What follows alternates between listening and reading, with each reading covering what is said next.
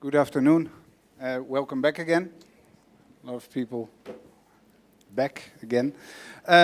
Welcome, everybody, to the last of the 4 conversations that we're going to have for the seminar, the context of sustainable architecture. The last session I wanted to dedicate it to economy, because in the end it is all possible within our capitalist society because of economy, or it is impossible because of economy. And I'm also happy that for this occasion I was able to seduce 2 authorities. Ruud Lubbers, who was Prime Minister of Holland. First he was he studied economies and then became a Minister of Economy. And that was before being Prime Minister for 12 years in Holland. And when he started in politics, he had to cope with oil crisis and the first wave of awareness about the finity of energies, the finity of resources. It's also the years that the Club of Rome published their document Limits on Growth. So it marked the epoch of Ruud Lubbers. The policies were baptized no-nonsense policies. After having left the front line of politics, he became High Commissioner of the Refugees for the United Nations, and nowadays his primary focus is in the field of sustainable development through his participation, collaboration with the Charter of the Earth Charter, the Green Cross. He also became, and that's also why I'm proud that he is here, he was a Prime Minister, and then he became Chair of the Board at the Netherlands Energy Institute, Netherlands Energy Investigation Institute in Petten. And while other prime ministers, let's say, or Spanish or German, after their political career, they became active on the boards of utilities, Ruud Lubbers was into investigating in new kinds of energy. And that's a very big change. He also is chair of the Rotterdam Climate Initiative. That is his birthplace, Rotterdam. We'll come back to that. And I'm very grateful that he has come over for this occasion. I think he also came over because it is interesting to discuss with Warner Phillips. Because Warner, we saw him yesterday on, helping us. We saw him in the documentary The Light Bulb Conspiracy, because he is from the family Philips, the company that made a lot of electrodomestics for all around the world, that made a lot of light bulbs. And then Warner, after having studied law in Amsterdam, he quickly came to the conclusion that his professional career should take a sustainable course. He founded the incubator Tendris with some friends of him in Amsterdam. And within Tendris was the LED lighting company Lemnis. Correct. 25 years a light bulb is what I heard. That was the promise. That was the promise, okay. That was the ambition, let's say, okay. So there was like closing the circle from the Philips start. From out of all these clean tech initiatives, he also became member of the board of the Cradle to Cradle Innovation Institute. And he got very much into the financing of sustainable initiatives. So now he is an operating partner at Pegasus Capital, which is based in New York. He moved to California, San Francisco, and he has been an investor in energy software company C3, residential solar services company Sungevity, crowdsourced funding platform Solar Mosaic, smart thermostat company Nest. So there's a lot of And then some. A lot of Yeah. them. So, a lot of reasons to get these two misters together. And I wanted to start with Mr. Lubbers, who yesterday told me about when he was young. And you grew up in Rotterdam. And Rotterdam, after the war, it was a place that had to be rebuilt. It was destructed. And it was a place where growth and new production was very tangible. You come from a family of that was dedicated also to steel production and machineries. Hollandia Close was the big company that nowadays makes steel for the London Eye. It still is there. But already in Rotterdam, the awareness of environment was very present. How can it be else if you see this beautiful image? But the limits to growth were also very visible when you were there. You can speak just like that and they will hear you. Yeah. For me, to explain this, I was born in Rotterdam. I married a lady from Rotterdam, and we got children in the 60s. So I married in 1962, we got 3 children, and in the end of the 60s, it came to my mind how strange it is how my children grew up in this very same city, Rotterdam, same area, but there was a complete change in the environment. When I grew up, I could take a swim in the river. This was impossible in the 60s for my children. It was even worse because there was an enormous industrial development, not only in Rotterdam, chemical industries, petrochemical industries, but all along the Rhine area. So when I grew up with my father, you have still salmon in the river. It doesn't exist anymore. So it was all spoiled. So I was there at the beginning, and then it came to my mind. Although I was in business, bridge building, sluice gates, I decided as my first job in society was to become part of a governance structure in that area, which was called Rijnmond. That is the region, not only Rotterdam, to improve the environment. So my feeling with environment started there. This is in the 60s. This was because of my children that I became interested. How to come to clean, green growth, we say today. Those days it was more simple, basic. How to reduce the acid rains and all these fills in the rivers and so on. This is in the Rhine area. You spoke about limits to growth. That's a bit later. That is the next decade. We go from the 60s to the beginning of the 70s.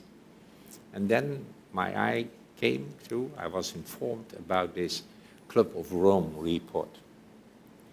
I read it, and it brought me also a friendship to a lady who was the same age I had. Her name was and is still, but she's still alive, Gro Harlem Brundtland. She was the environmental minister in the 70s, in the beginning, when I was the economic minister in the Netherlands, and we came across and started to talk about these problems. So what my first experience was the Rhine Delta experience, specifically in Rotterdam, and the second was to globalize this as a challenge. This is in the Club of Rome report. And shortly after, this is a coincidence in life, she was an able lady, and she became prime minister in Norway. I had a bit of luck, and I became also prime minister in the Netherlands. So we met each other, and in my second term as a prime minister, I decided to give time again to the environment. Not for the Rotterdam Rhine area, that was done those days, improved, but on a broader scale for the whole of the Netherlands. And I asked my friend, same age I explained to you, what are you doing these days, Gro? And she said, I have an assignment of the UN to do something on environment and development. And there's, we discussed her report. It's named, can still advise to read it, Our Common Future.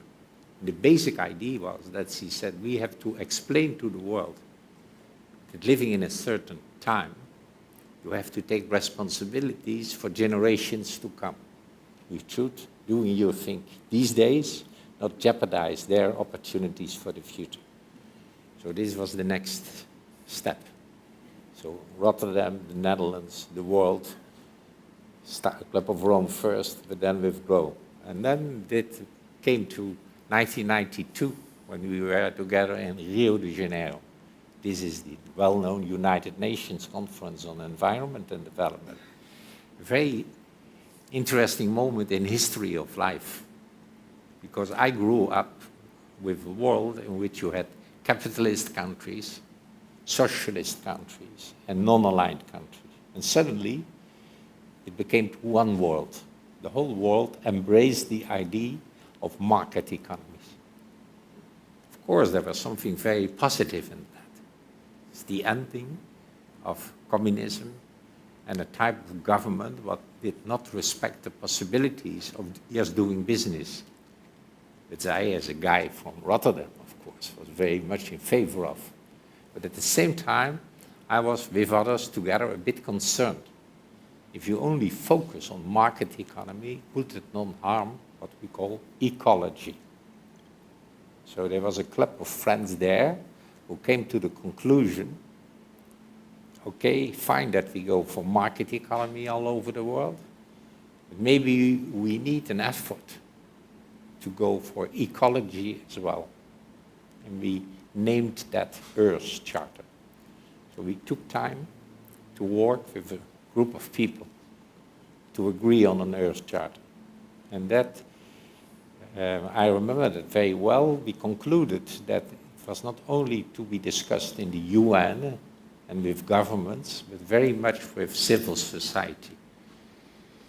It was the time also of more vocal NGOs who were to be very concerned about the going down of ecology, environment.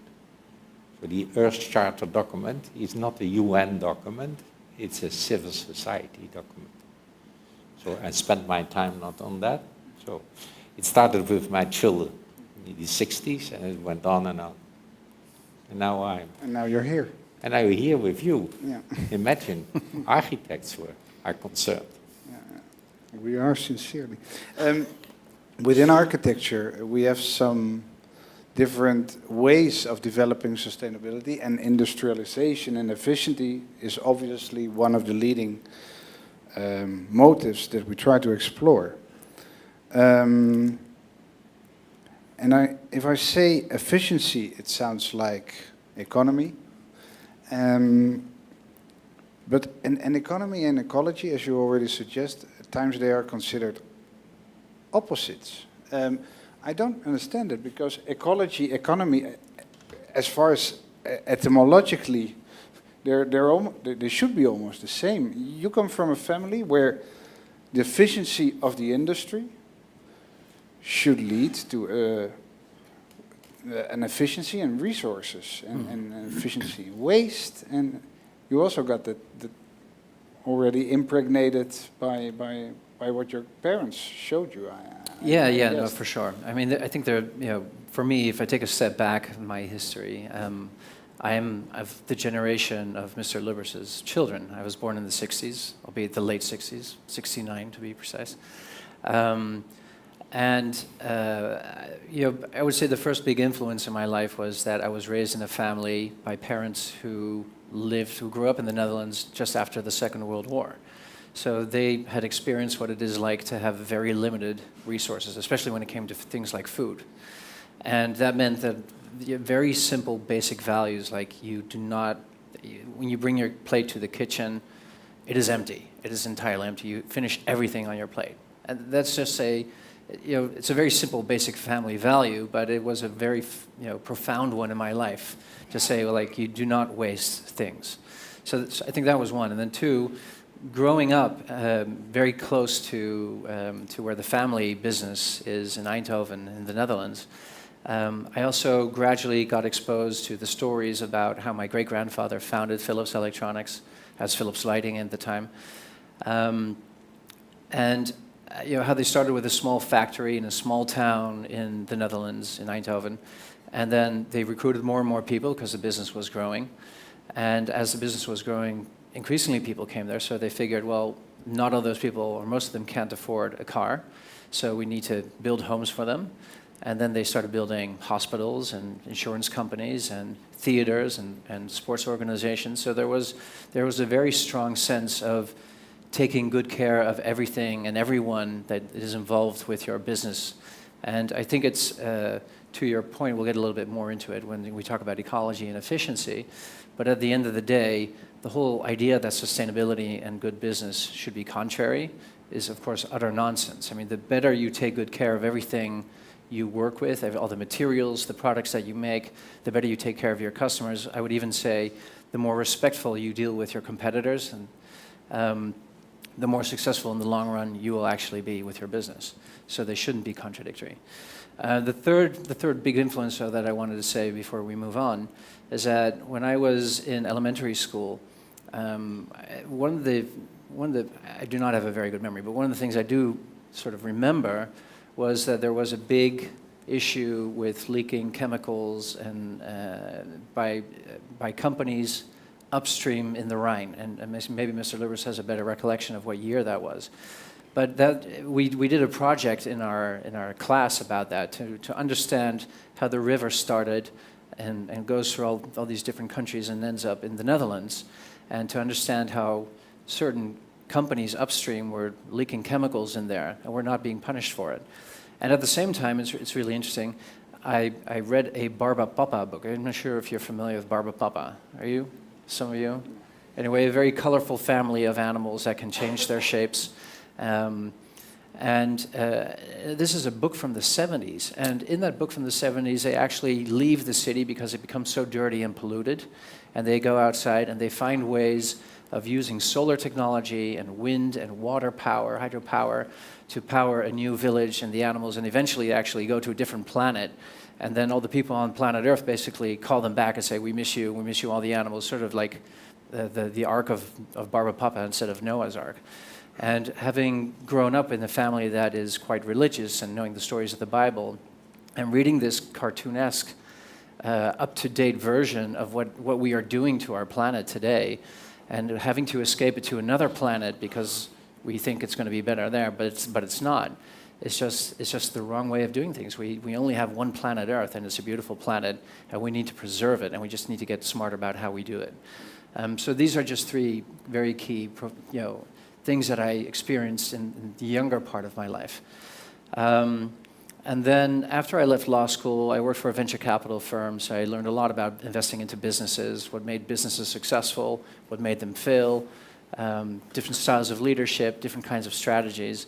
And then in 2002, like Sumner said, I started a clean technology incubator because the three partners that I founded that with, the four of us, recognized that there had been some successes in developing very good products and services mostly for consumers where we were focusing, and still be very successful as a business as well. So we said, if that can happen maybe in a small scale with one or two industries, maybe that should be doable in many more industries. Actually, every industry should have that. And that's when we started Tenders, and we launched 5 companies under Tenders, and some of them were very successful, and some of them were not so successful, and some of them are to be determined. But overall, we found that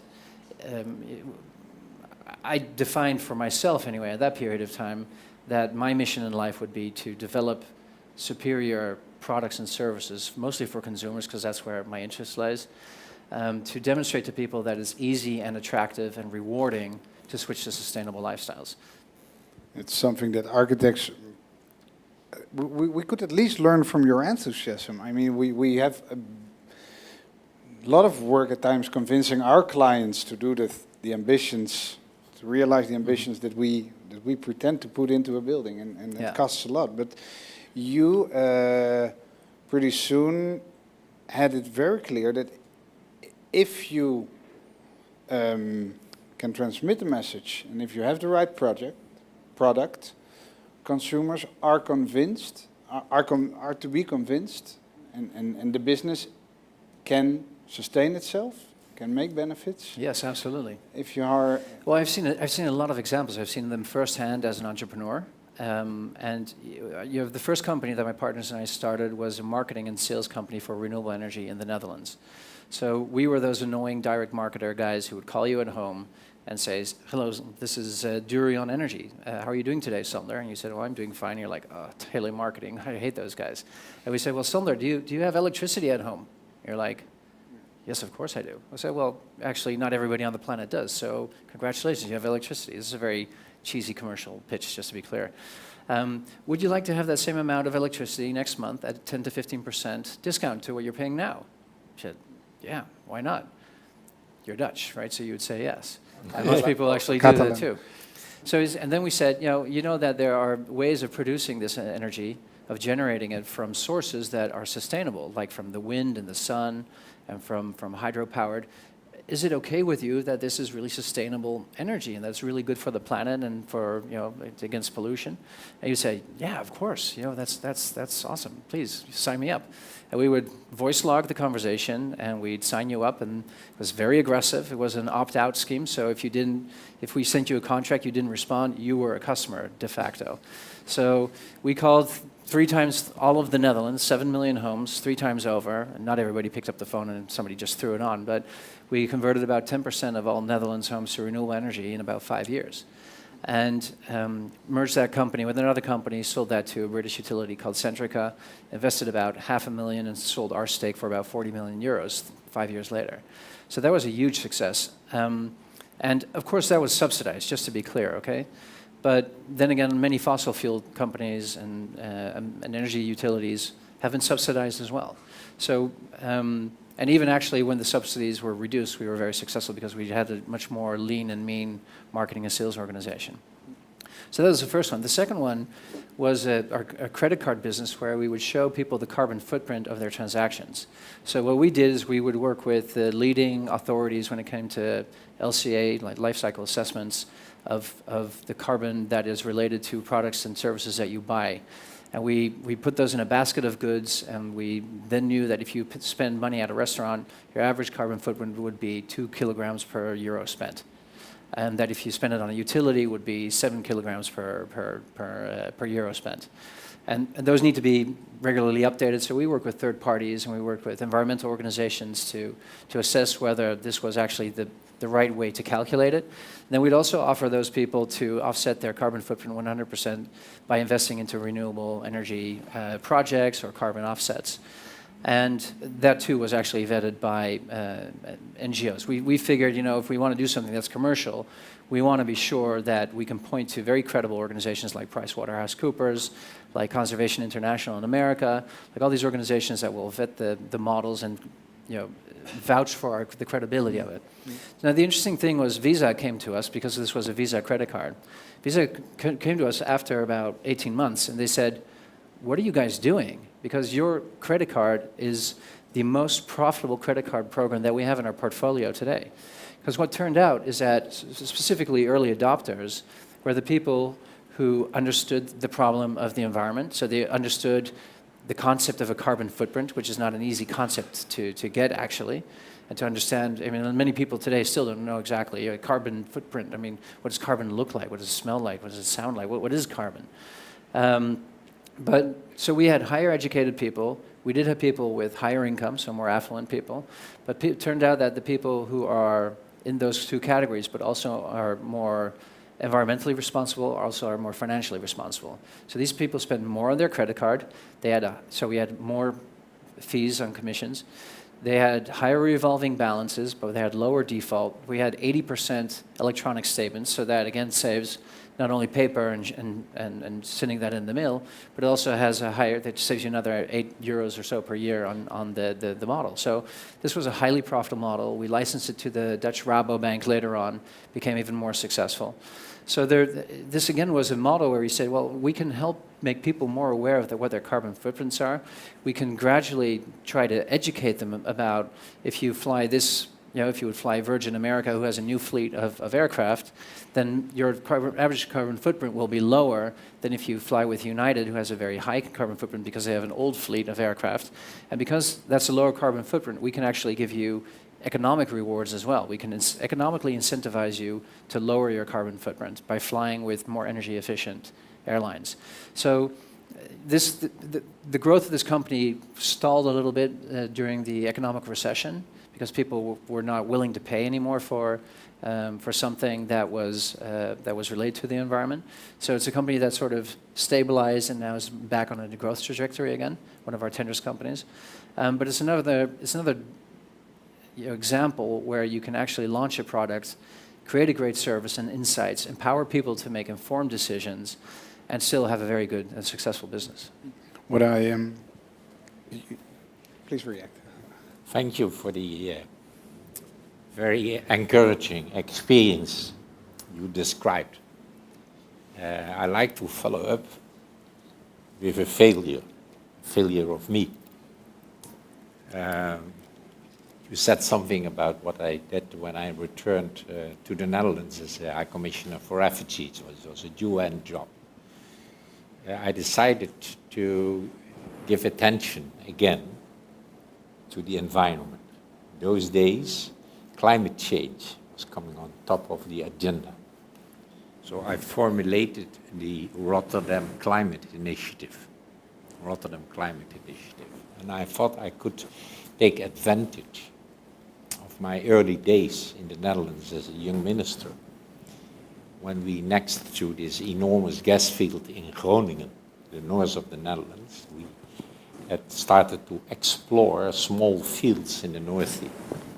And I knew when I was present, when we started it, that in the beginning of this century, gradually these areas would be exhausted. So it came to my mind, maybe we can develop a technology to take the CO2 produced in the Netherlands, and store it. Carbon capture and storage, CCS. Okay, I'm an economist, so I was aware that this would function only when there would be a price for CO2, let's say a penalty. Now, those days, this was not my invention. There was figured out in Europe, the European level, the European trading system, they call that. And it said maybe we have to manipulate this market, giving rights to the companies now who emit CO2, but gradually then reduce the amount of permits, and then the price of this CO2 will go up. And I would like to be a bit no nonsense. So I asked experts, what price do we have by manipulating the system to make it payable, feasible, to go for carbon capture and storage? So experts, I asked them to calculate it. And they make a calculation. I'm talking about 7 years ago. It said it's doable when we gradually can bring it to a price of €40 per ton CO2. That's quite something, but it will not wreck the economy, I thought. So let's go for that. Take some time. But then I spoke about a failure because I underestimated fully two things. One, that there was an enormous reserve capacity in technology, that as soon as CO2 would have a price, you could improve technology. It would emit less CO2. So immediately people believed that the price would go up. They started to be active with better technologies. So in that sense, it was a success. So there was a reduction of CO2 emissions. The price didn't go up. And then this new technology, which was costful in the beginning, of course, very much, did not come to realization. So this story I want to tell, it's still the case. Yeah. Price of CO2, the system exists, European trading system. Politically, one agrees that it is a good system and is prepared to manipulate the market, but in practice, the price doesn't go up. This is related very much to another mistake I made, that there are other new, let's say, routes, new things happening. This is shale gas in America. This was known that it was possible, but it was expensive, it was not happening. It out of a sudden, in America, it became successful with shale gas to substantial quantities. And the shale gas started to influence the world economy, and basically the most in America, the United States, but also in Europe. Because when the shale gas, the gas prices in the United States of America went down, yeah, so gas was more attractive, it was more available. What to do with their findings in coal and coal reserves? They said, that we can export them then, to coal, to Europe. So that became to influence very much the business of large petrochemical companies. And one company after the other decided maybe we have to invest in America more than in Europe. And that was an influence on the negotiating table, what to do with the CO2 price. There were forces of business and countries, of course, related to these companies who said, we have another priority now. Priority is not to reduce CO2.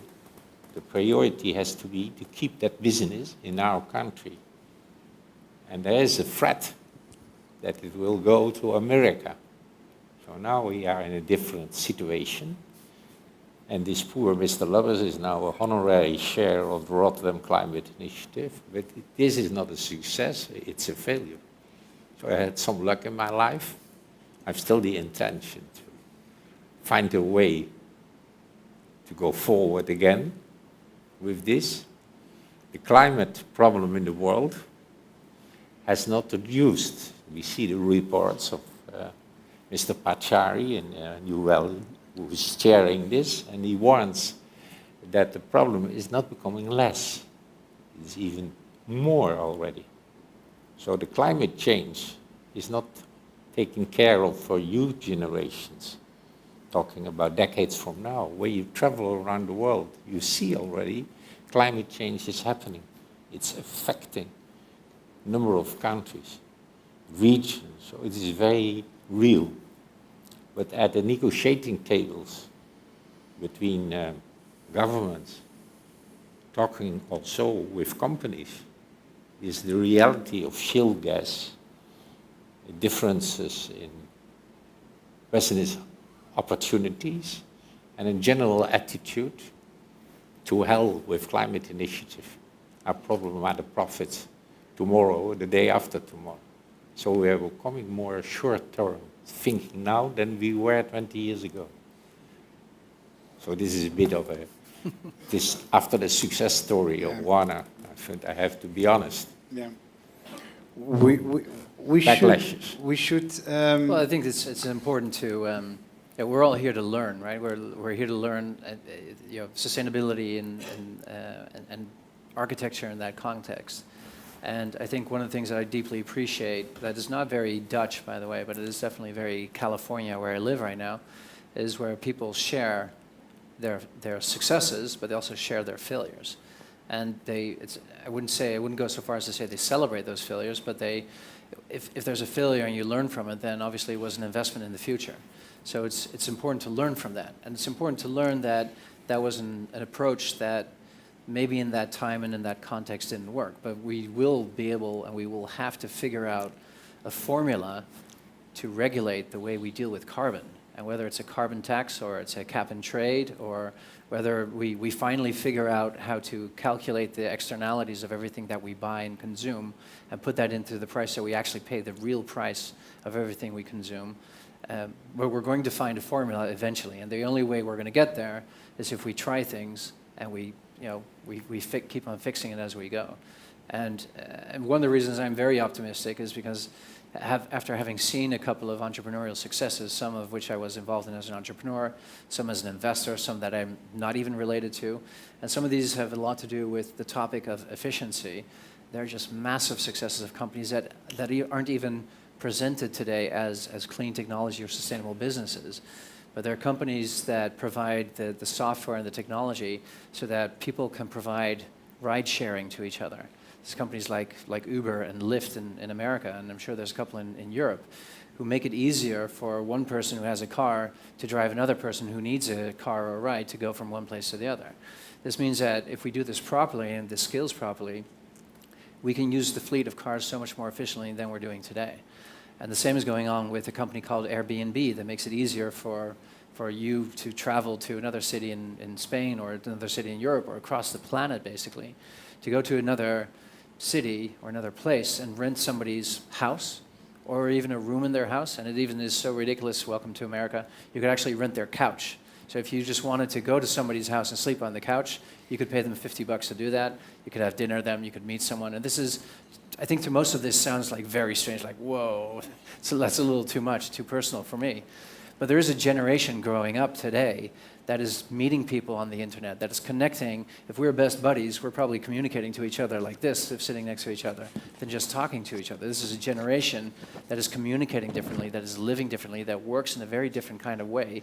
So it's a lot easier for them to figure out, hey, well, if I'm going to go to Barcelona, why don't I use Airbnb, check out somebody's place? I might learn something about the city, about the culture, which is a lot more adventurous, also more interesting.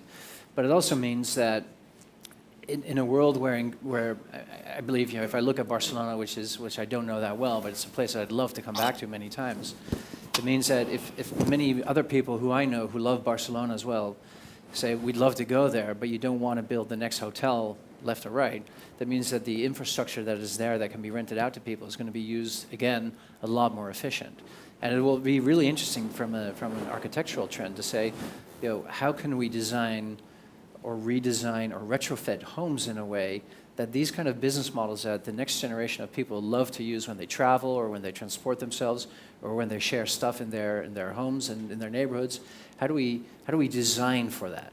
And I think that one of the biggest benefits, but also responsibilities you have as an architectural group, but also as anybody who's involved in design, is you get to design those things. You get to design stuff, you get to design built environment, you get to design cities, you get to think, and you get to go to the drawing board and figure out what that design looks like and work with entrepreneurs like myself who design business models to figure out how to make all of that economically viable and even more rewarding. And I think there's massive opportunities there. As always, I think we're delighted to draw these things and to dedicate days on the drawing board, but then we have to sell it. And we don't sell it normally to the people that are going to use it. There's this in between. There's the promoter, the developer. And it's a lot of times for us architects difficult to force. In utilities, it must be the same. I mean, there were a lot of youngsters investigating new technologies, but then to bring them, and the people enchanted to buy them. And you did this telemarketing to do it very directly. Yeah. But once the big utility is in between, this can distort a lot of good initiatives. And this is also a serious problem, I think, for architects. It is, but at the end of the day, it goes a little bit back to what I think will be one of the most memorable slides of these 2 days. At the end of the day, you need the brains and you need the hands. You need to come up with the concepts. You need to be able to execute it and really do stuff. But a lot of that really starts at the end of the day with the heart, which to me is not only symbolizes love and hope and everything that is positive from that perspective. To me, it also symbolizes having basically the guts, you know, as we say in good American, they have the cojones to basically go out and do it.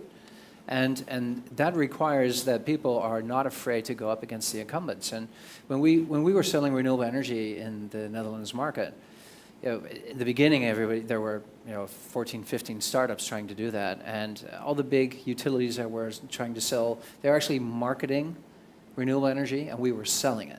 So they were talking about it, and we would actually go to you and tell you, you got to buy this because you're going to save money and it's good for the planet. Do it now. Say yes. Boom.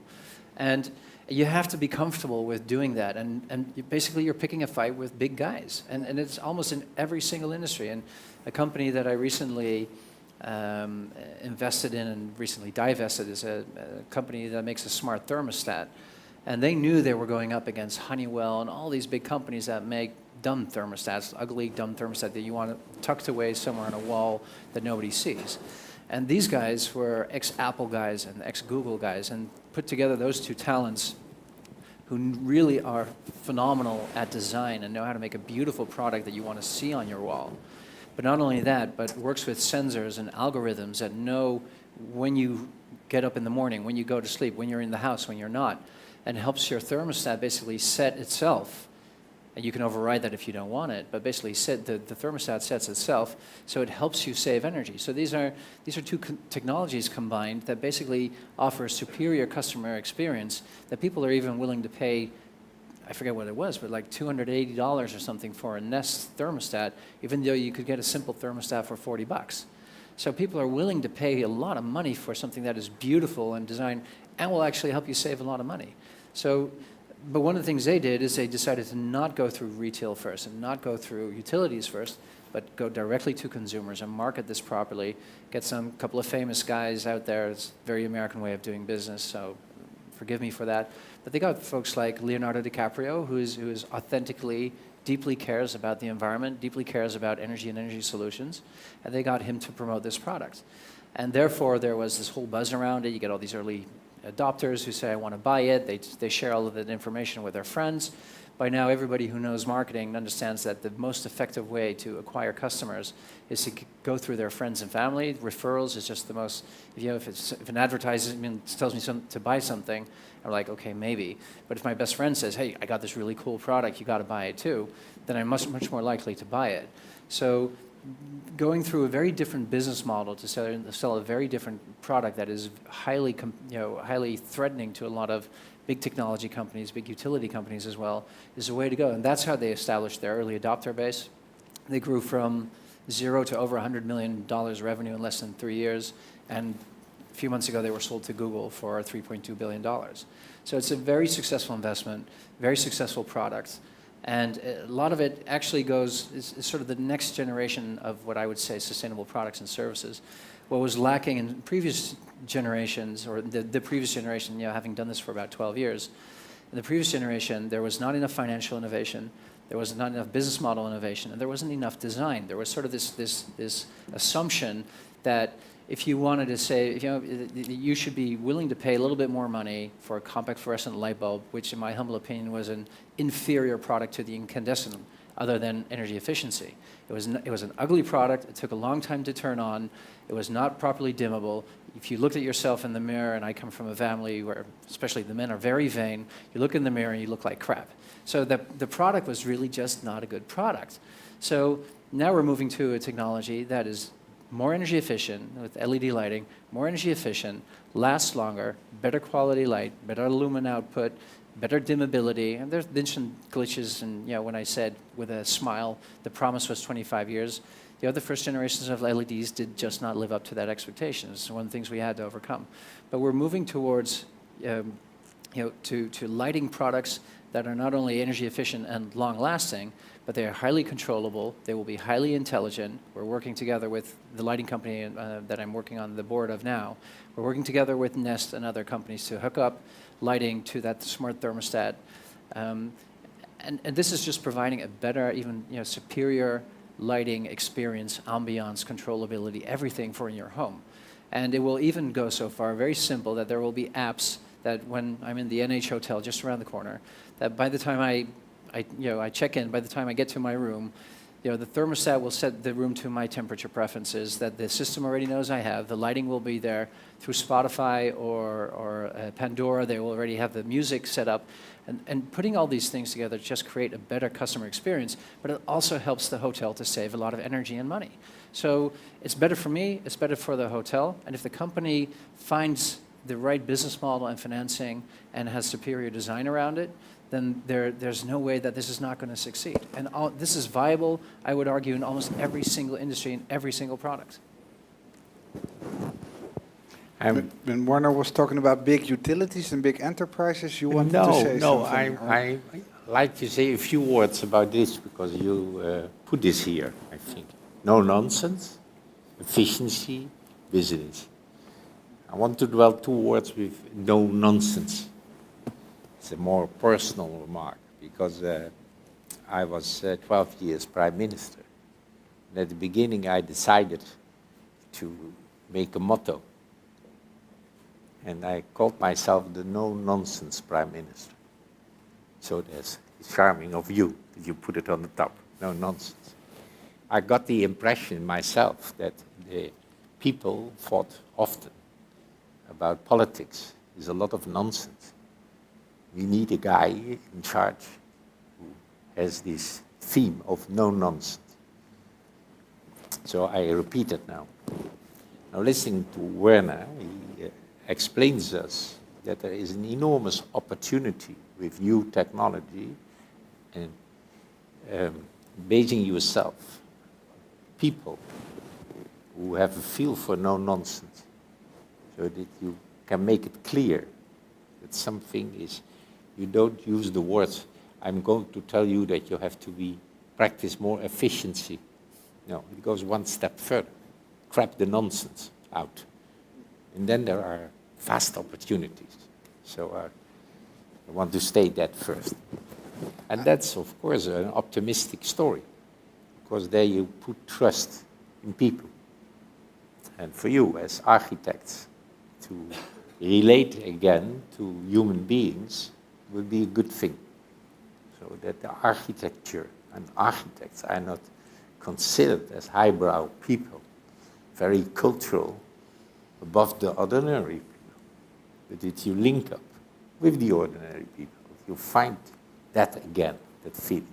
I find this is a good initiative. So start with the theme no nonsense, and there are vast opportunities, I think, also for architects. Now, having said all that, I want to infuse also some pessimism, because being in politics for quite a while, I see a reduction of the nonsense in politics. It goes up. If I walk here in Catalonia on the streets, yeah, and I make the mistake to talk about the future of Catalonia, within 2 minutes can be part of a row, even within families. So they're discussing things, but I think this is the nonsense to discuss that. It is not very relevant, but it happens. So politics have not become without nonsense, but I fear that in business it is the same. You have a whole cohort of experts and advisors in companies who are telling things which I would say this is nonsense what they are telling. But it is bought, it's a custom, it's a culture to earn your living by spreading nonsense. That worries me a lot. And then when you take the climate change, saying this is nonsense, the climate change, when you travel around the world, you can see it's no nonsense, it's a reality. Still, we have experts in many fields who explain people with the same words, nonsense. This is not true. So there is a challenge, I think, for us, this generation living now, to get rid of the nonsense, to relate with people who are very practical, to motivate them to make use of opportunities. One, I gave a number of examples. So you can have some optimism, but at the same time, I like to say, we have to mobilize a generation who takes the liberty to go for what is obvious, but you can practice, not sticking to the past, but living in your own time, the modern way. The modern way can be favoring environment, can be favoring diversity of people, can favor very good things. So we shall not allow that politics and business rule us. We should take the ball in our own hands. We take them on. I want to show some nonsense. This nonsense didn't last more than a week. In a German supermarket, they were selling bananas, they were peeled, and then they were wrapped up in plastics. And the people that conceived this product, which was sold not for more than a week, luckily, because the indignation of the people was tremendous. So that's the good part of it. But still, somebody came up with it. He didn't recognize the efficiency of nature to give a better peel to it than the plastic that these people proposed. But this is humor. What is not so funny, the Dutchmen in this hall can read this. Economy shrinked in the first quarter of 2014 in Holland because of lesser use of gas. Lesser use of gas. This means that we maybe insulated our houses better. We were more aware. We didn't consume so much. And what is the news? The economy shrinked. So this is also the system that we have to operate in or fight against. Change it. Mr. Lubbers. That's not that difficult. It is a form of statistics, of course. If you are effective, because maybe it's just the weather, that you use less natural gas, of course. When the natural gas is seen as producing something, national product shrinks. Okay, I would say the better for Holland, because we have more surplus of gas, which we can use for a longer time. I agree. And so that is not that we cannot see it as a problem. Or we could offer it to some of our neighbors who have an issue in the east. Yeah. Right. So I don't see this as a problem. What I see as a problem. You see it. I see there's a problem that they tell us that our economy shrank. I agree with that. The nonsense in this messaging, it's serious nonsense, but the nonsense in this messaging is that because we're consuming less, we're worse off. Yeah. That's the message, it says. And it's not necessarily true. It really depends on, if that means that some of the GDP is less because one of the very big gas companies is selling less, then there's a company problem. It's not an economy problem. No, but there's another point in this. Now, I want to say, Werner, this is published by a paper. The paper is not to inform the people. The paper has the ambition to sell. So when you have to make a selection in news, I say the selection is always, this is a nice heading. It draws attention, not because it says something which has substance, but it draws attention, even with you. And so that is the media. You don't make a mistake. The media are there not for the media are there to earn money. It's that simple. It's not to give information. Right.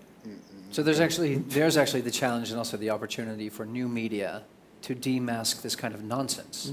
To put this into context, which means you need to have individuals or platforms or companies who take this kind of news and say, well, we have to put this in the right perspective. And I don't know, I'm not intimate to all the details of what this means, but I do think it should be reviewed very critical. Is this good news or bad news?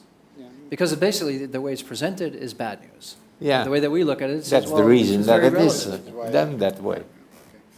Um, I would like to think that this economy that does not, this blooming economy that does not waste, that does not consume resources is possible.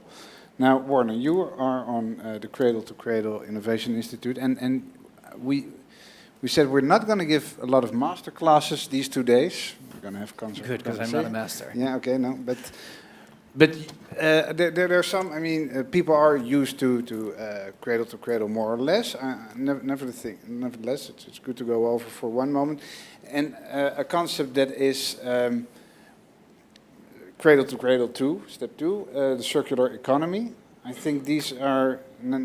Afterwards, I will try to make the link again with construction. Just please. Explain a little bit of these few slides that we selected. Yeah, well, let me, If you want to. while I try to figure out how this works. I was introduced to an American architect called Bill McDonough, who together with the German chemist Michael Braungart was the founder of the Cradle to Cradle movement. And I only had heard of them probably about 6 years ago, and was probably one of the last people to hear of them. But I was introduced through a shared connection, and I quickly bought the book, read it, and met with Bill McDonough the week after. And then we were having a conversation about, it was very relevant to the conversation we had yesterday, which was around standards. And if you want to set a credible standard, if you think that a standard is the most credible one, then the only way you're going to establish that is going to take it out of the private domain and put it into the public domain and make it transparent, make it objective, make it, hold yourself and let other people hold you accountable for what it stands for, and continuously improve that. And the continuously improvement will come back later, because that's a very fundamental value of Cradle to Cradle. But when I met Bill McDonough, I was very intrigued. And when I read the book, I was very intrigued about a very high standard, but a very hard one to accomplish, which means that you have to comply with 5 key criteria. Products need to be made with renewable energy. They need to be made with good water stewardship, with social fairness, with material reutilization in mind, so knowing how to use the resources that you're putting into products over and over and over again, and with safe and healthy materials. So that's a very high standard, which is also why, till today, only a couple of hundred companies have a couple of thousand products that are Cradle to Cradle certified. Good news is it's actually growing. We grew 100% last year. We're on trajectory to grow again 100% this year, certifying more and more Cradle to Cradle products. What I really liked about it is that I too grew up with the idea that we have to consume less. And the problem with consuming less is that, depending on how much you consume, but it means less is not very inherent to the way people are wired. People generally want more, they want to grow, economies want to grow, companies want to grow. So if we know that this driver, this continuous urge to grow is something that's really hard to change, and I'm not saying we shouldn't try, by the way, but if it's really hard to change, then the way that we grow has to develop in a very different way. And what really compelled me about Cradle to Cradle, theoretically, we're very, very early stage of trying to prove that, but that theoretically, if everything that we would be using today would be Cradle to Cradle, then we don't have an energy issue, we don't have a water issue, we don't have a natural resources issue, and we actually take really good care of all the people on this planet. And there's another dimension that I think we haven't spent enough time on yet, which is biodiversity and the humane world. How do we deal with animals? But those are things that might go into version 4. But I was really compelled by it because I know that the drive for growth is so strong that we have to find a different way of making things so that they actually can last and that we can use those resources, and that the population that's going to grow over the next 2 decades with another billion people, and of those people that are out there already, there are 3 billion people are going to head for middle class pretty soon, which means all those people need to live somewhere. All those people want clothes just like us. They want to have food. They want to have education. They want to travel. They want to have cars or transportation, whatever the form will be. And the only way to do that is to really rethink the way we make things for those people. So that was really why I was so compelled by Cradle to Cradle. Is it possible? Some of the biggest companies in America are proving it. I mean, the Shaw Carpets, for instance, which is a company owned by Berkshire Hathaway, owned by Mr. Warren Buffett, who has proven to be a very successful investor. They have about 40% of their revenue comes from cradle-to-cradle certified products. That's highly profitable revenue. So they're doing something right there. Steelcase, Herman Miller, other companies who develop a lot of products for the built environment, same thing. And what we're finding now is that after 10, 15 years mostly focusing on the built environment, getting furniture, carpets, shades, we're getting to the point where we believe that over the next decade, driving innovation, we will be able to build close to 80, 90% of a building entirely cradle-to-cradle materialized. So that's one. We're giving a big push into an industry that we discussed earlier today, which is the fashion and apparel industry, which is a very wasteful industry. We know that there's issues with social fairness, having seen what went wrong in Bangladesh, and that actually hurts not just those companies who are manufacturing there, it hurts the whole industry. It puts a big black eye on the whole industry, and they need to fix that.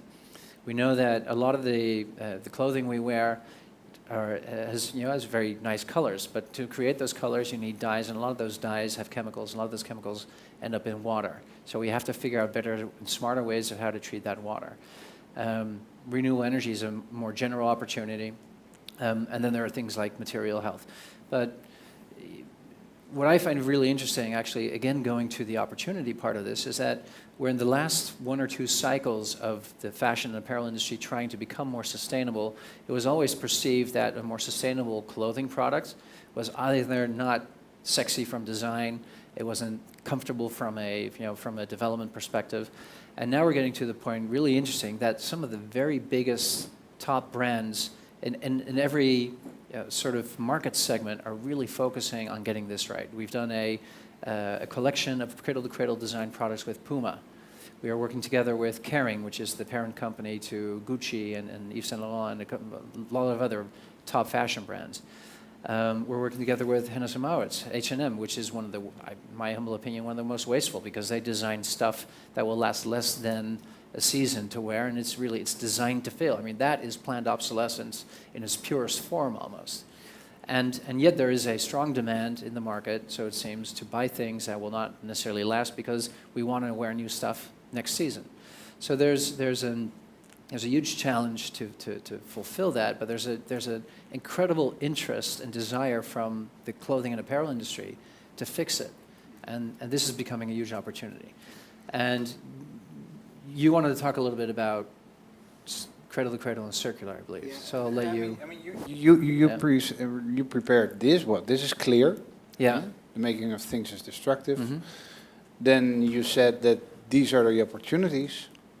Yeah, this is data, by the way, that comes from the McKinsey analysis that McKinsey did with the Ellen MacArthur Foundation. Ellen MacArthur, who sailed around the world and came to the conclusion that we need to rethink the way we make things and how our economical systems are set up. And Ellen MacArthur worked very closely with McKinsey and Company to come up with research that defines what the opportunity is. And here are some of the numbers of that opportunity. I don't know them off the top of my head, but a lot of them are related to new jobs, avoiding waste by thinking I would say that the trend has been really thinking in zero waste.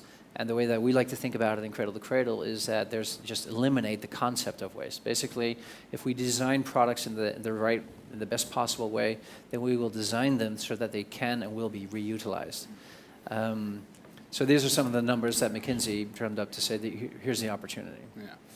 Then this is the mission, positive force, and these are the criteria that you already named. And here you also see, I think one key thing that I think is important, I tried to highlight that a little bit yesterday when we talked about standards, is that Cradle to Cradle is a continuous improvement process. So if you have a product today that is Cradle to Cradle silver, then maybe in a few years from now, hopefully that will prove to be by then bronze. Maybe it'll still be the same, but we will learn more about more energy efficient ways of producing it, better materials to be used in those products.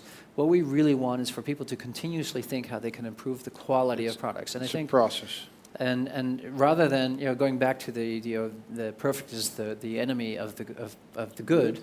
But what we want to do is to offer somebody to say, and that is the same with circular economy, by the way, it's basically expressing your commitment to designing things in a system that is circular rather than linear. So instead of like make, dump, end of life, it's like make, reuse, make, reuse, make, reuse.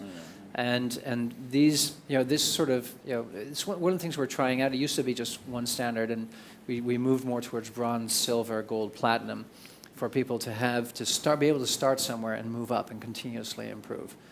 And we're continuously improving the standard ourselves. We're up to version 3 right now, where we work very closely with stakeholders, with new companies who want to do this, companies who've been doing this for over a decade. It's really important to learn from their feedback.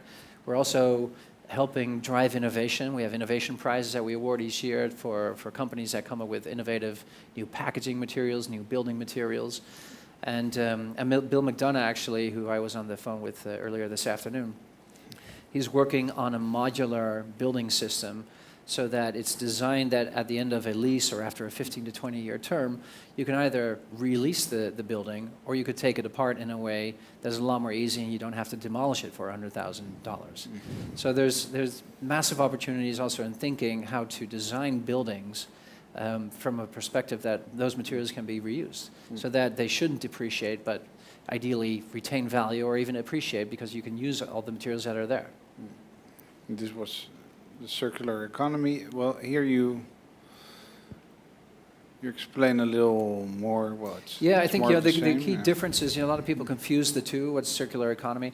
Circular seems to talk mostly about the recycling part. They actually really deeply care also about energy and water, but it's more of a systemic approach. Like, how do we improve the systems to keep all those materials and resources in the system? It doesn't aim to certify per se, and that is the difference, particularly with Cradle to Cradle. That Cradle to Cradle basically does say we will certify that you, if looking at all the materials that you use and the production processes that you use, but also everyone in the supply chain that provides those components for products that you use to manufacture or something, are all taken into account, and that leads to a certain level of Cradle to Cradle certification.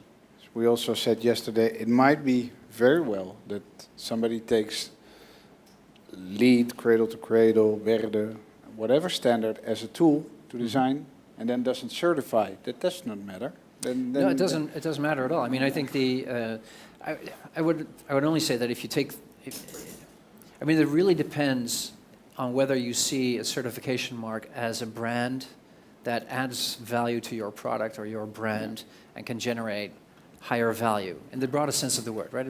Higher value from a credibility around your company values to just higher value because it's really perceived as a better product. And I believe that increasingly, I think that's a big trend we haven't talked about that much yet, but if you ask somebody whether they want to spend more money for a sustainable building, I think a lot of people are like, I don't know. But if you're spending money because it's a better building performance because it saves money, they're like, okay, that's more interesting. I think the next wave of sustainability will also be a lot about health, just human health. So if that building is not just designed to have a good energy performance so that whoever is running around here, whatever they do, has the same cost. But if the building is designed in a way using materials that enhance the performance of the people there, because they are happier going there, because they are healthier being there, because all of that contributes to a better performance, better collaboration with other people, that really leads to better products and services and creation of solutions that we need on this planet, then that introduces a whole new dimension of what sustainability can do for the performance of your company. And I think that's something that's been, this is also really important because research proves that people, on a scale, I don't know what the exact scale is, but that when it comes to spending money, additional money as a consumer or as a citizen, whether it comes to spending money on the environment, a lot of people are like, I don't know. I mean, what's the environment? How does that touch me? How can I impact that? It's so abstract. It's so long-term. It's such a big problem.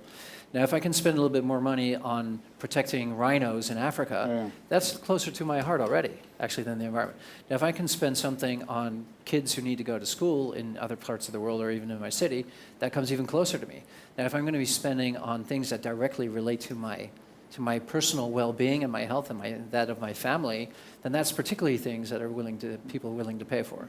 So if we can find a way of relating or communicating, because it's not actually relating, but if we can find a way to communicate more effectively how the environmental benefits of what we're doing relate directly to our personal health, I'll give you an example where that's happening, then we can be much more effective. And a couple of weeks ago, there was a series of articles actually in the Financial Times.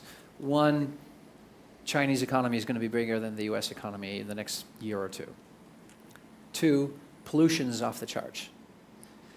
But three, they're not going to change it because of the environmental issue, because that has not been an issue for the Chinese so far. And it's not been, I'm going to overgeneralize this, and feel free to challenge it. But they're going to change it because they know that it's not sustainable. They know that it's not sustainable from a pollution perspective. This has direct impact in China. The average life expectancy in Beijing is 5 years shorter than in the rest of China. That's a staggering number. Imagine that you're living in Barcelona versus Madrid, and by pollution, you know you're going to live, on average, 5 years shorter than somebody who lives in Madrid. What will that do to you? What kind of disruption will that change in your workforce? People are not going to accept that. And the Chinese minister, actually, when they described the situation, it's really nicely written in the article. They talk about pollution so bad that drivers had to stop their cars because they couldn't see. Pollution so bad that people had to stop walking because their eyes were starting to tear. But then they said this was not China or Beijing today. This was Los Angeles a couple of decades ago. So the Chinese minister who was talking about this was saying, like, but we're not going to take 20 to 30 years to fix this, because when in China we decide to do something, we actually massively all go do it. And we're going to take maybe 5 to 10 years to do it. And there are other big challenges because, to some extent, they will need exactly those technological solutions that maybe have failed so far. But knowing how cheap coal is, they're probably still going to burn a lot of it. But they probably are going to invest into carbon capture and storage technologies so that they can continue to burn it without threatening the health of the workforce, which is basically the key asset to the whole economy of China. So if we can get better at relating what the health implications are of the sustainable, the environmental sustainable choices that we think we should be making, I think we'll also be a lot more effective on marketing and selling that to the general public. A couple of remarks maybe in relation to this. You were so gracious to start this afternoon session with a photograph of Rotterdam. This gave me the opportunity to explain to you that I grew up as a young father with children in a situation that there in Rotterdam and the whole Rhine area, there was an impossible situation in relation to health and environment. And indeed, this was fixed in a number of years. Okay, now you see it in China. In China, it's visible that it's a success economy, but it is so successful that in the large cities, to start with Beijing, you cannot live there anymore. So this will create action. So there I'm a bit positive. I don't underestimate Chinese. I think they are correct that they say we understand the problem, we are not going to accept that this is going on, and we'll take action.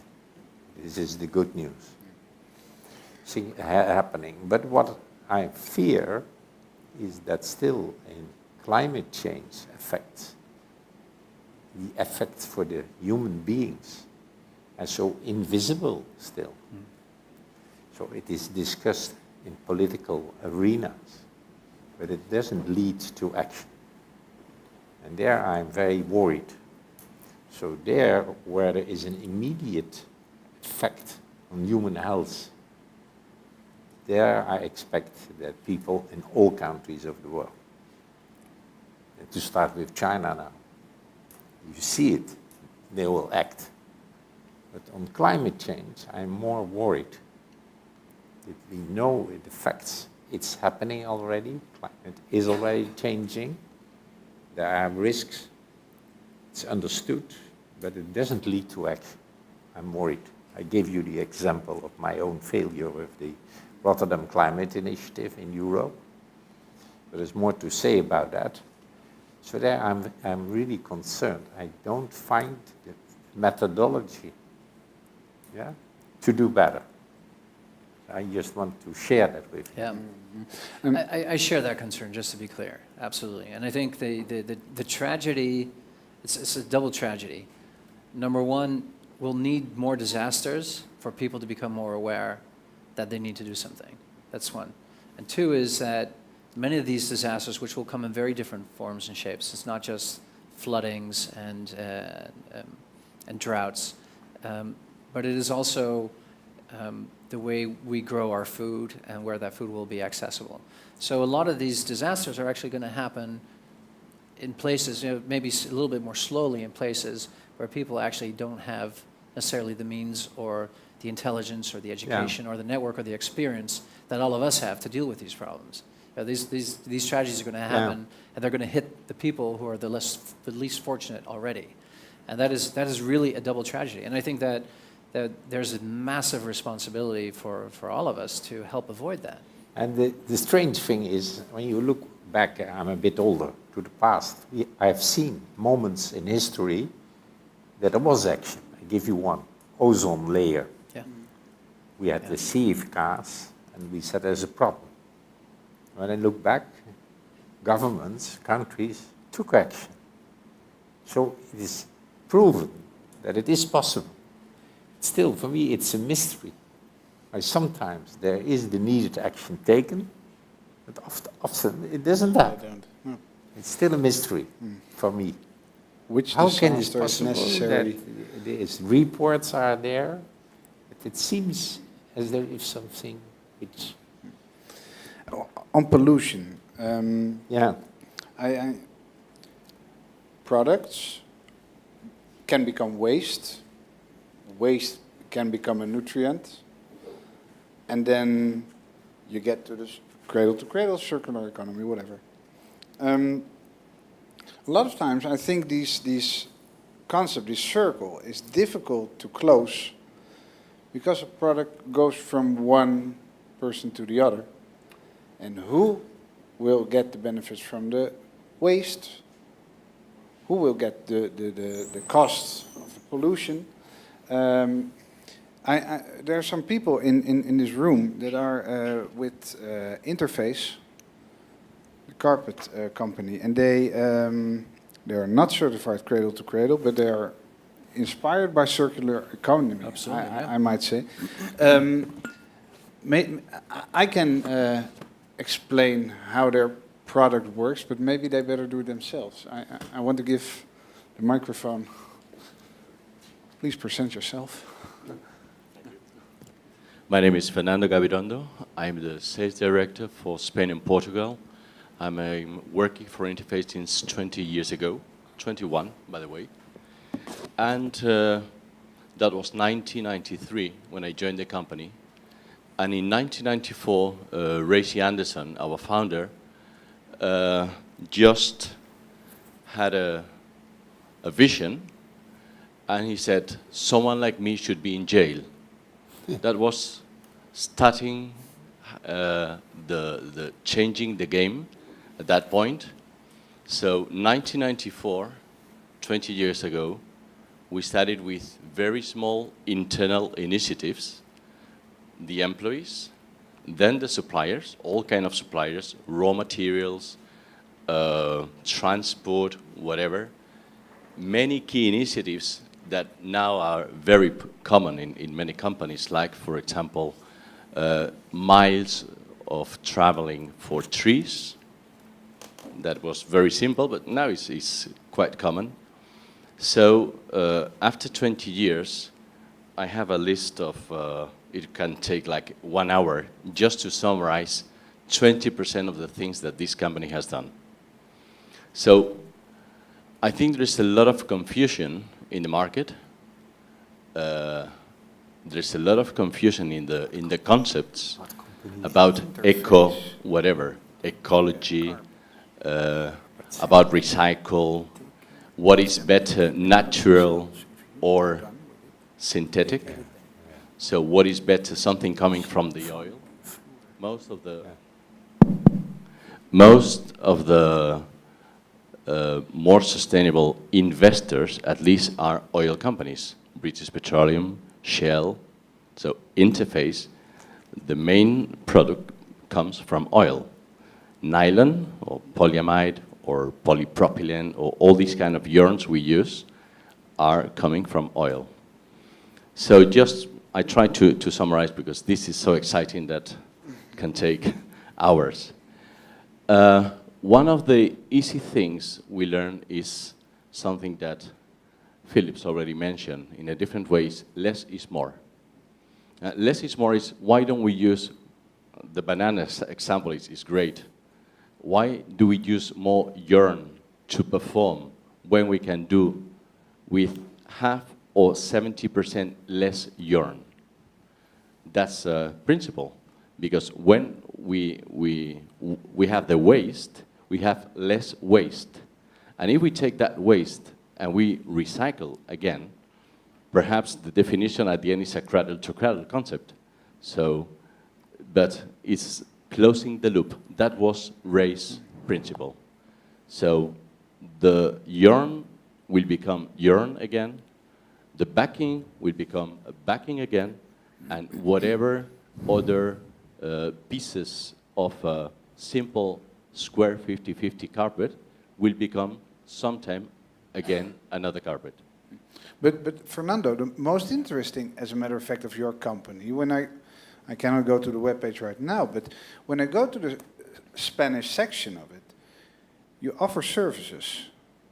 You sell carpets, you maintain them, you take them back, and you recycle them yourselves. I mean, the interesting thing, I think, shows up at the moment that I'm not buying something where the pollution or the value of the already used product goes to somebody else, but it stays within a circle where your enterprise is still involved.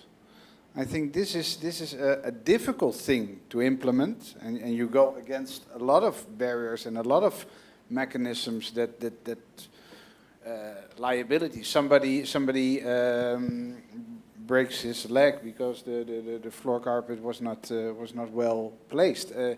It's a very difficult thing, but I think it's very interesting to be involved as an enterprise in the whole circle of a product, and that you also take care of it once it. Some people of what William McDonough will do now, he will be involved with the deconstruction of this modular house, I think. Yeah, or the company that he advises to. But I think, the general, I mean, where we've come used to doing this with buildings themselves, most of the office buildings are leased, right? Somebody else owns it, and somebody else manages it, and then somebody else is the tenant. So we're used, as occupants of buildings, we're quite used to, especially in business, but also as individuals, as families, we're used to renting or leasing. So they're basically, you're paying for a service. You're not buying it, but you're paying for a service. I think the way to go, and Ray Anderson and Interface have absolutely been leaders in that field, just to acknowledge that if we want to think differently, then you have to stop thinking of the product as a product, but the product as a service. And that's how you can really think through the service that you're providing. And who in the first place wants to own a carpet, right? But if the company actually owns it and leases it to you, or there's a subscription base where you know that if something's wrong with the carpet or 1 square meter of the carpet, you can replace it, and they're going to come in to replace it. Basically, you're paying service level agreement style to get a carpet experience, for lack of a better word, that I think is much better, and particularly if the company who's providing you that product also has the most expertise of knowing how to take it back and recycle it or upcycle it. And I think that is what I would be really interested to learn actually is from Fernando is how your customers experience that. And can you share anything, or can you talk about the first experiences of customers who decided not to buy but to lease, or to have a longer term relationship rather than a transactional relationship? Well, our vision, let's say our dream, it's too far away still. And Spain is, let's say, in some cases it's quite advanced, and in some cases it's quite behind other countries. But to summarize, we try to take care of all the process. And here there are some architects, and many times we start through the specification. So the architect should think all the process. So let me criticize a bit the architects. I have some friends over here, but many times we look more to the aesthetics rather than to the use of a product. And what is behind the aesthetics? When you use a product, you have to maintain it. You shouldn't use liquids, products, or whatever that are damaging the environment. So we try to take care of all the process, and at the end of the cycle, of the life cycle of the product, to take this product back to, in this case, to Holland, to a small village called Scherpenzeel, close to Amersfoort. It's so small that perhaps you don't even know where it is, but it's 20 minutes driving from Amersfoort. Scherpenzeel. Yeah. So we have the first, let's call it machine in Europe that we can separate all the components. So we took ages to find out. Yeah. So Yeah. that is the whole process, and the process is also maintenance.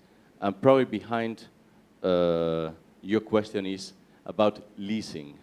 Leasing is a very simple process, but there is a financial roadblock on that. We have many barriers in many countries with the financing something simple as a carpet, something that is going to be used. So one simple initiative, since we are trying to investigate in other processes locally in Spain and Portugal, we have an agreement with an NGO. It's called REMAR. So it's ex-alcoholics, ex-drug people, so people with lots of needs. They take the carpet already used, they clean it, they sell it, or they use it in their own church or radio station or whatever. So that is one of the easiest way to do it. And by the way, they have a huge organization in Spain, so the CO2 of the trucks is not contaminating all that, because the weight of the carpet in a truck, it's also producing CO2. Yeah. So when I'm going to go a little bit softy California on you guys, but when I think about the aesthetics of the things that I buy, I also think about the quality of what I buy and everything that is behind it. And I think if I better understand the story about exactly what you're doing from an environmental perspective, but also how you're involving the social aspect of involving people to get this all through the process, that is such an amazing, great story that I understand there are many people out there who only have to figure out, they just do the math and the economics, but I do believe there increasingly are companies and customers who say, I want that, I want to be part of that story. If I build and I design and I'm going to be somewhere for the next, ideally for the next 50 or 100 years, if I'm going to build something for that, then I want to use products and services that are aligned with my values about building things to last. And that means that every single component and product and service and technology that I incorporate into that living system around me is relevant to that. So to me, designing a carpet that will last forever, but then is chemical waste that we don't know how to deal with, is crap. But designing one in a way that we know what to do with it, how to clean with it, how to recycle it, how to take the components apart, thinking in biological nutrients that can go back into the environment, and technical nutrients that we can reuse in making new products, and then even involving people who are not as fortunate as we are in our lives to or not as fortunate anymore to create the destiny that they might have dreamt of, I think is an amazing story. And I think that is, if properly told, these are the success stories that all of us need to continue to be inspired to do what we do, to challenge the establishment, to change the way things are being done. And I do believe that including with information technology, that makes a lot of the nonsense, no nonsense and transparent. That is the same kind of information technology that will, and the same platforms and people and movements who will want to talk about these kind of stories that really build brand equity and credibility into everything that a company like Interface is doing. And I do believe that those are the values that people are really looking for. And if the only thing that we would get out of this crisis, the 6-year recession that we've been having here in Spain already, is that we we learn to rethink about what we're doing and what we're buying and what we're using and who we work with, then that, it's easy to say for somebody who hasn't been hit by the recession as hard, but then that will be a giant leap forward. And I absolutely fundamentally subscribe to what Peter Sweetman said earlier today, is that the way, and by the way, America was leading that whole trend by just printing money and getting more and more credit and buying our way out of a recession was just not a healthy thing to do. We need those recessions to reset the way we do things. They're just really healthy. This is why they said it in, I'm not sure if you've seen that movie with Peter Sellers, Being There. Old movie, 30, 40 years old. But he talks about how, and he's autistic and he's a gardener, but he tells the American president about what's happening to the economy. It's a recession, and the president doesn't know how to explain it. And then the autistic gardener basically explains to him that in the spring things grow, and then in the summer they grow, and then the fall the leaves fall down, and in the winter you clean up, and then it creates more space for growth in the spring. And this is, I believe fundamentally, I'm going a little bit spiritual on you here, but I really believe fundamentally that we need those setbacks. I mean, doctors have been knowing this for ages. Whenever a child is very seriously ill, it usually takes an incredible growth leap after that. And sometimes we need to face really big challenges to take a step back and to make a giant step forward again to really improve the way we do things. And I think increasingly people will come to see that. And this is really important why we have these kind of gatherings, why there are platforms and media that talk about the successes out there, that we share the successes and celebrate them, but that we also share some of the failures. And we could talk forever about the companies that I've backed that have failed, actually. But what you learn from that is how to succeed, and how to succeed in a way that is really true to you. And one other thing I'd really love to highlight is that when you build a successful brand, a lot of people and companies think that it's all around the communications on the outside. But what you just described, Fernando, was really how it all started with Ray Anderson and his heart being in the right place, saying, how do I design a proper business model to really do good? And that started with the internal people and the practices. And then you improved the product, and then you started communicating about it. So the whole brand value, and it goes a little bit back to those aesthetics, but also the beauty of everything you're doing with a company like Interface really comes from within. It's not on the outside. It's not an ugly pig with a lot of makeup. This is really a truly beautiful company and a beautiful business model. And that all starts with starting the change from within. And I think that's something we all need to learn. Yeah. What about your architects now? The whole meeting is about your association of architects. Yeah. I fear a bit that you conclude this session at some point and continue to be silent on, Well, first on the architects. I came here to listen, also a lot. I know you have listened enough, but I want to hear you. I have to pronounce. I mean, I do this whole thing so, and we should get now to some conclusions about which we all can also debate. But it's true that I'm responsible to draw some conclusions.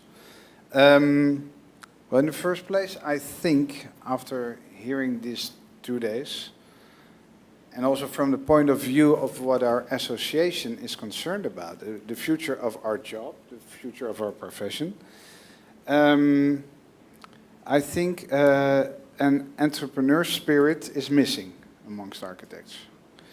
That we are used to be in an office, being a member of a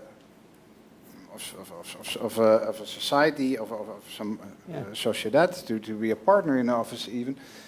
But the real entrepreneurship of architects is very limited. If I compare our profession to what I have, well, I also invited the people that I invited, so maybe I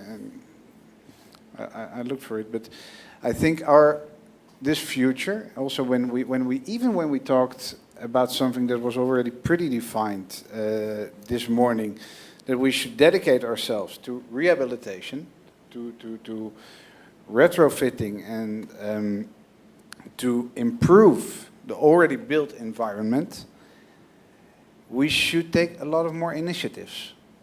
We should imagine things, not being sure yet. We don't know how to make market studies. We really do not know. And we don't have the money to buy them. These consultants are very expensive. But we should maybe follow our intuition. We should dare also to fail. Well, about failure. Failing with a building is difficult because it's up there for 50 years, at least. And that is very annoying. And it's if you fail with a lamp, you put another lamp in and it's not so dramatic. But failing with a building, to us, No, I agree. it That's a costs very fair us. comment. It's a difficult thing for us to conceive failure as the step towards the next building that is going to be better, okay. But meanwhile, I've got a failed building. And that is okay. So here we have some difficulties as architects. But it's important, and if you invite people from the United States, although they are Dutch, I knew what I was going to get. But I got it also. About standards, I think this is clear. These are processes. These should not be photos. These should not be considered instantaneous, a conclusion that I can draw at moment X. Standards are there to serve as a process of improving, and the standards should try to incorporate more than one moment, and this is very difficult and this is very complex, and I don't even know if we're going to get there. Of course, Cradle to Cradle is a standard that tries to describe the consequences and the prestations of a whole process, but it is very difficult. Counting with externalities, counting with all the different, and even especially in buildings. Yesterday we already explained how complex a building is, not only for its materials, but for its social impact, for its urbanistic impact, and also for what it means as far as labor is concerned. So here we're going to have a really difficult time. Luckily, a lot of people are dedicating themselves to that, and these are very competent people.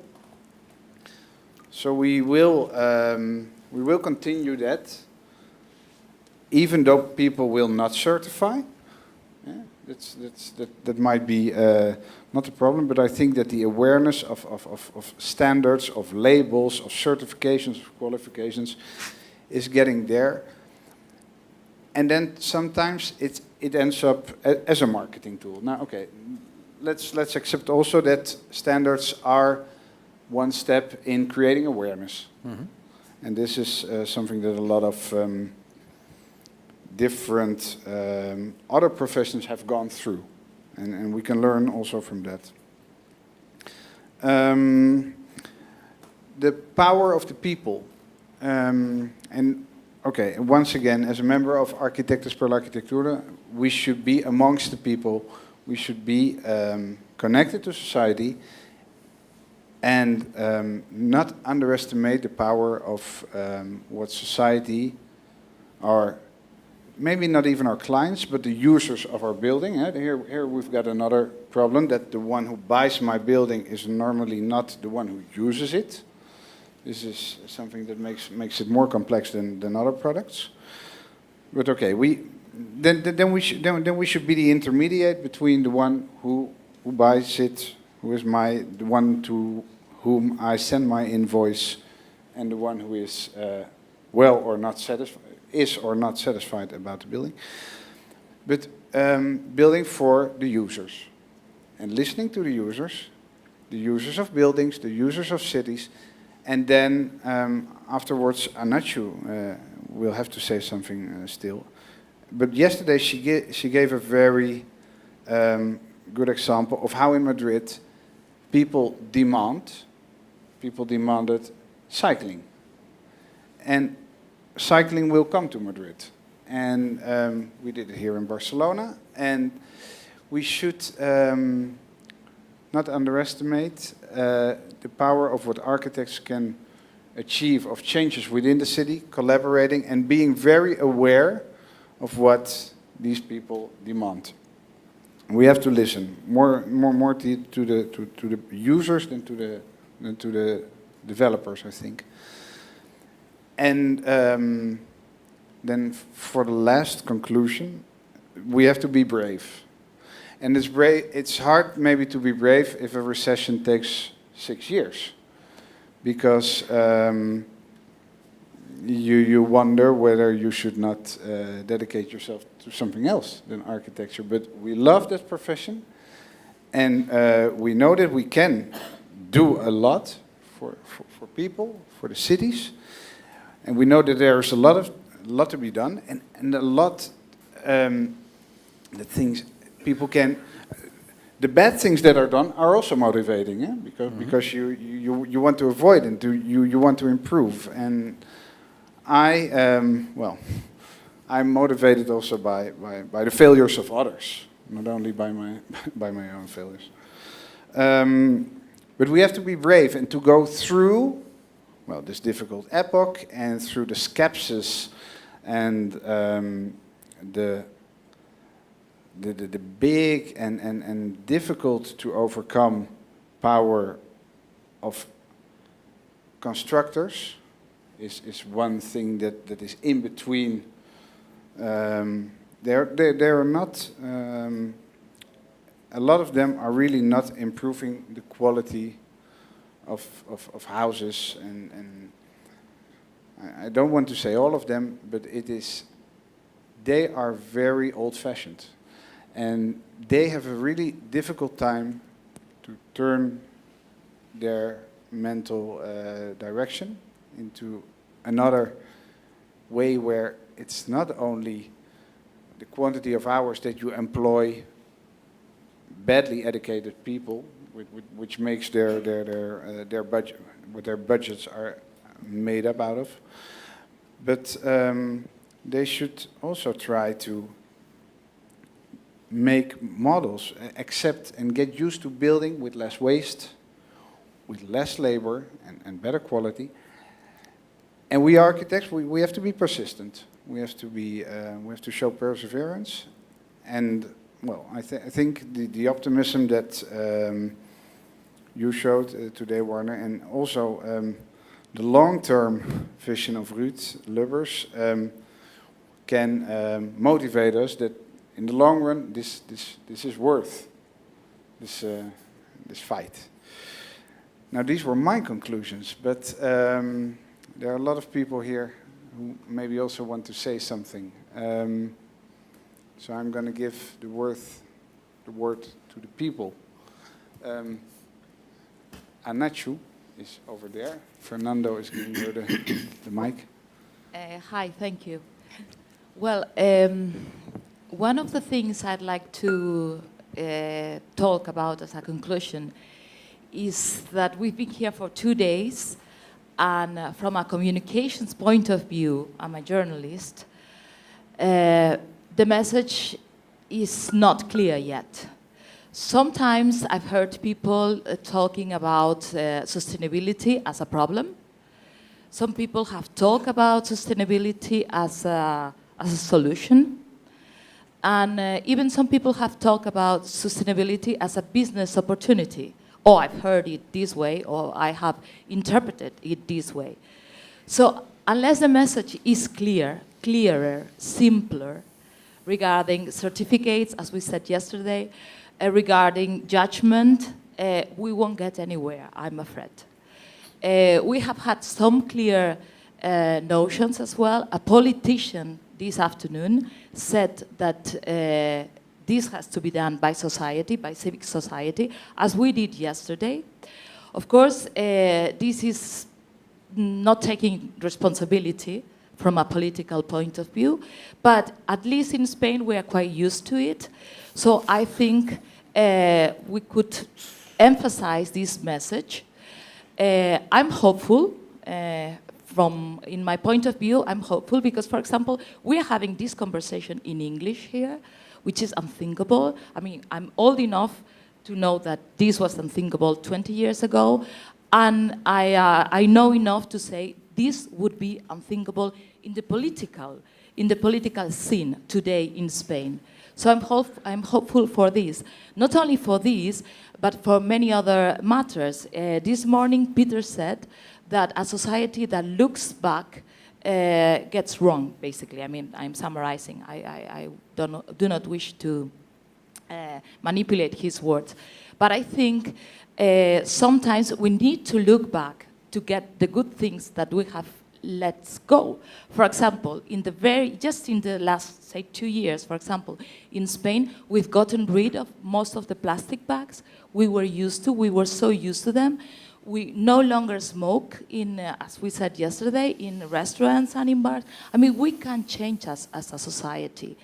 I'd like to point an example, talking about architecture. About 2 months ago, I wrote an article comparing architects with doctors.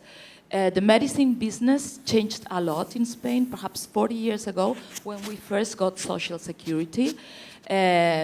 Doctors were, like architects these days, an elite. And it was hard for them, for some of them, to stop being an elite and start being part of the social security number with wages, good wages, but perhaps not a business as they used to have. Nowadays, they realize, most of them, I'd say 95% or even more, they realize how good it was for medicine. They didn't have to be worried about a business. They only had to take care of people, of sick people. And how good it was for society, it's obvious, even if we are losing it now, it was great for society. And how good it was.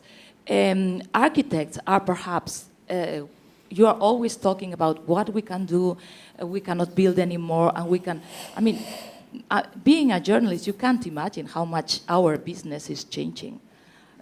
Paper is going, I mean, we are changing all the time. And I'm old enough to know that the only way to live is to change all the time and trying to find a way to live it and to find solutions. So, going back and ending, sorry, my conclusions, to what Hans Evelings was saying this morning. I like your analogy with Bond Street. I think architects, even if they are facing problems, even if they are trying to repair rather than build from zero, there are too many, and in many schools of architecture, not the private ones, but the public one, which is supposed to be the greatest one in Barcelona or in Madrid or wherever, that still want to be Le Corbusier with the glasses and forget about Bond Street. So other than repairing, I think, as you said this morning, no architects took care of the housing business before the 20th century, in general terms. No architects were interested in doing housing. I think the 21st century should take architecture to where it has never been before. And that is the informal city. That is where no one has thought of bringing the cultural plus value, added value that architecture means to perhaps where no one can pay as much, but many things can be done with the knowledge architects have. Thank you very much. There are other people that want to say something. I guess, I hope. Over there. Thank you. My name is Ronald Voskens from Eco Creations, also Dutch, living here, working already 20 years in sustainability, mainly in buildings. And you said before, I was not here yesterday, I could only come to this session, but maybe it's already discussed, that we cannot make buildings that are failing, not because you're building them and they will be there for 50 years or longer. I think that's very important that it is. There you have the opportunity as an architect and the possibility and the responsibility to make the building as sustainable as possible as you design it. Because you know it will be there for 50 or maybe longer. It will be retrofitted once, maybe twice. That's another point in time you can do something. not as much as you can make in the beginning of a new design, because then everything you can choose, from materials, from energy systems. So I think it's very important that architects take the lead there. And I know as well, already working 20 years in this business, that a property developer has another view on the business. He wants to make money. And an architect is most of the time an artist. They want to make a beautiful building. And then a constructor, as you said, they only think, well, let's do it as we always have done, because that's the way we know it. So yes, it's difficult to make a change in this process, because it's a process. It's not just a simple product. You already said it. There's a lot of things involved. But I think the architects should take a lead in that, because they have the knowledge. But it's not only putting the idea on the table and then, okay, it will be a sustainable building. No, you have to do it from the first idea till the building is finished and in use. And even then, you have to take care of it. That's very important. And what I think, cut out the middleman. When Warner goes directly to his clients, I think that we should go directly to the users. And, Yeah, because the users maybe in the not end- let ourselves be influenced so much by the... I also complain about them. I complain about the developers. I complain about the constructors. But in the end, there should be there's no excuse.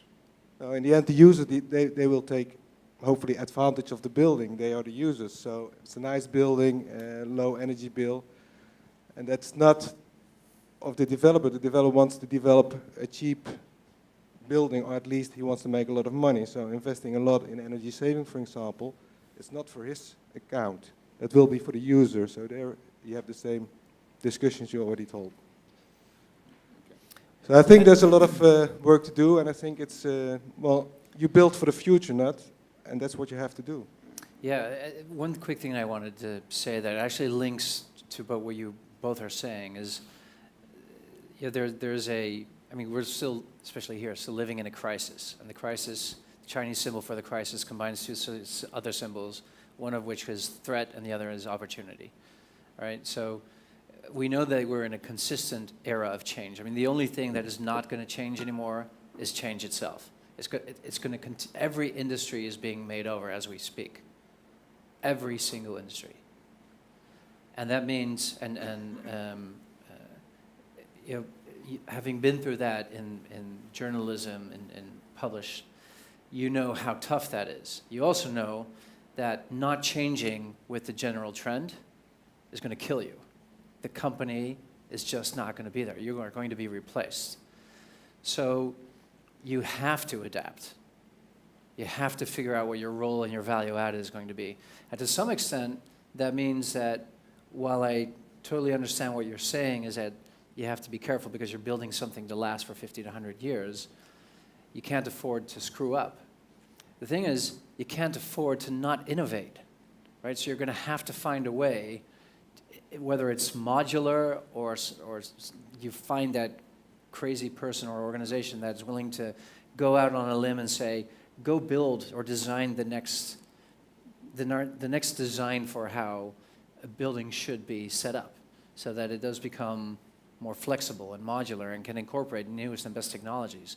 Just like once you have a cell phone, the apps improve and the operating system improves so that the whole experience around the product actually continues to improve.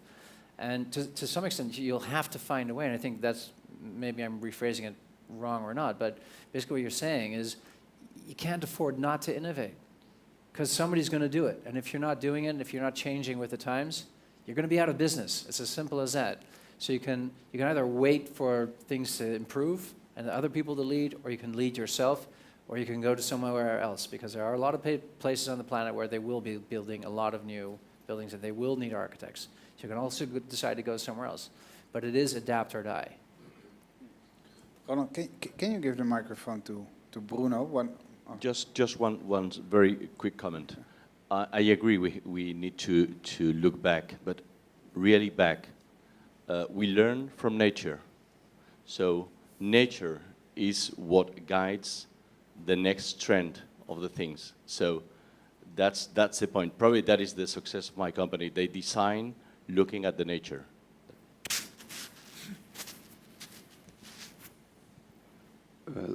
Well, I'm a little bit jealous on Anachu to make summaries so clear. So I will not be able to do it. But I want to comment two things. First, small critic. No, let's start with congratulating mainly the association to do the whole event. And mainly making the choice of the subject that you want to debate, I think, are very interesting, a little bit behind just architecture, and that's always interesting. I have one critic and I have one suggestion or surprise, certainly.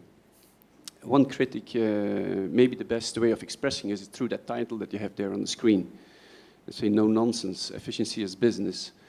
Maybe it would have been nicer to have seen efficiency is another kind of business, because I had the impression that since yesterday and today, that in many moments of the debates, energy and efficiency, sustainability was most of the times turned into, someone or somewhere money-making. It has to be cheaper, it has to be as less expensive as possible. And I think we should start making maybe a reflection on if really the main reference in sustainability, or one of the important references, is the money input-output. Their health aspects, for instance, which we hardly didn't speak about.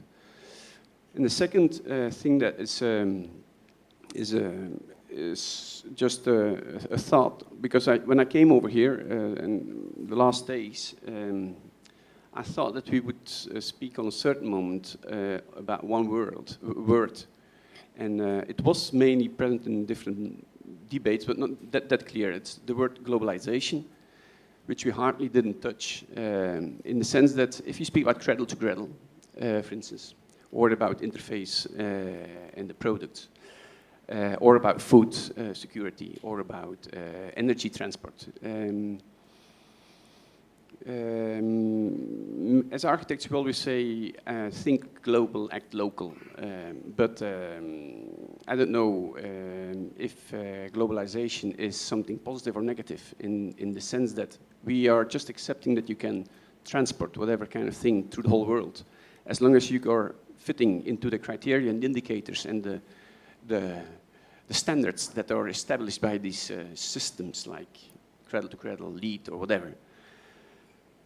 So I'm struggling constantly with that question. How far can you use aluminium which is produced in Qatar? Or can you use materials which are not really that local? On the other hand, aluminium is one of the most durable materials, and you don't ask maintenance, no? It's perfectly recyclable.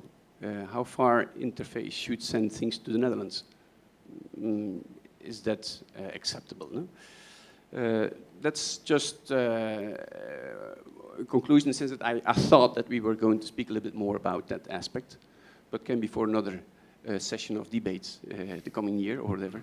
In whatever case, I think it was what Anachu said, the fact that we did it in English is widening up, breaking open in a certain way our Spanish problem, and I think that's worthy, it's worthwhile doing it.